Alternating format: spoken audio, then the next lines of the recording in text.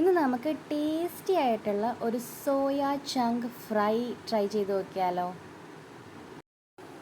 അപ്പോൾ അതിന് വേണ്ടിയിട്ട് നമുക്ക് സോയ ചങ്ക്സ് ഉപ്പിട്ട് തിളപ്പിച്ച് വേവിച്ചെടുക്കാം.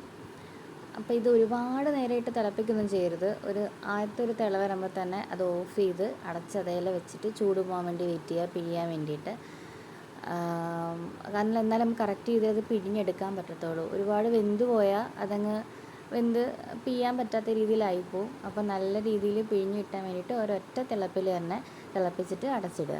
അപ്പോൾ കറക്റ്റ് നമുക്ക് ഫ്രൈ ചെയ്യാൻ പറ്റുന്ന ഒരു പാകത്തിന് നമുക്കത് എല്ലാം പിഴിഞ്ഞ് നമ്മളെടുത്ത് ഇനി നമ്മളൊരു പാത്രം എടുക്കുക. അതിലേക്ക് കടലമാവാണ് നമുക്ക് മെയിനായിട്ട് വേണ്ടുന്നത്. അപ്പോൾ എത്രത്തോളം നിങ്ങൾ വറക്കാൻ ഉദ്ദേശിക്കുന്നത് വെച്ചാൽ അതിനനുസരിച്ച് കടലമാവ് എടുക്കുക.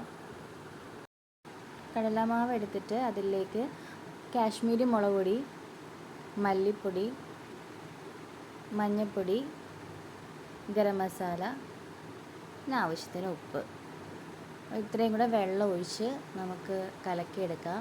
കുറേശ്ശെ ഒഴിച്ചു കൊടുക്കുക. കാരണം കടലമാവ് നമുക്ക് നന്നായിട്ട് ഉടഞ്ഞ് കിട്ടണം. അല്ല ദോശമാവിൻ്റെ ഒരു പരുവത്തിന് നമുക്കത് കുഴച്ചെടുക്കണം. അപ്പോൾ അതിന് വേണ്ടിയിട്ട് കുറേശ്ശെ വെള്ളം ഒഴിച്ച് നല്ല രീതിയിൽ അത് മിക്സ് ചെയ്ത് എടുക്കുക. നല്ല രീതിയിൽ എല്ലാം അതിൻ്റെ ലംസ് എല്ലാം പൊടിഞ്ഞ് നല്ല രീതിയിൽ മിക്സായി വരുമ്പോഴത്തേക്ക് എണ്ണ വെക്കുക. എണ്ണ നല്ല ചൂടാവണം. നല്ല ചൂടാകുമ്പോഴത്തേക്ക് അതിലേക്ക് ഓരോന്ന് മുക്കി ഇട്ട് കൊടുക്കണം. അപ്പോൾ അങ്ങനെ ഇടുമ്പോഴത്തേക്ക് അത് ഒട്ടിപ്പിടിക്കാതെ തന്നെ നമുക്ക് കിട്ടും. ഈ കടലമാവായാലും സോയാ ചങ്ക്സ് ആയാലും നല്ലതായിട്ട് എണ്ണ കുടിക്കുന്ന സംഭവമാണ്.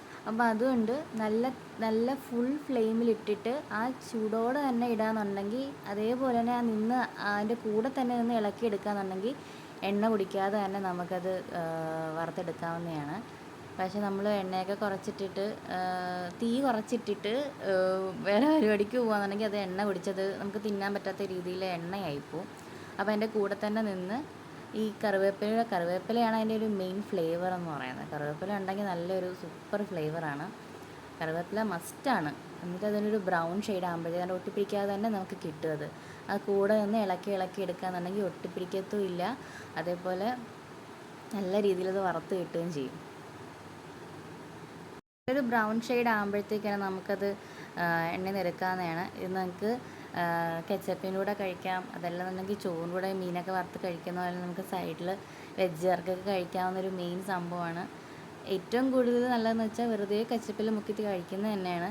എന്തായാലും മസ്റ്റ് ട്രൈ ചെയ്ത് നോക്കിയാൽ സൂപ്പർ സാധനമാണ്. വീഡിയോ ഇഷ്ടമായെങ്കിൽ വീഡിയോ ലൈക്ക് ചെയ്യാനും ചാനൽ സബ്സ്ക്രൈബ് ചെയ്യാനും മറക്കരുത്.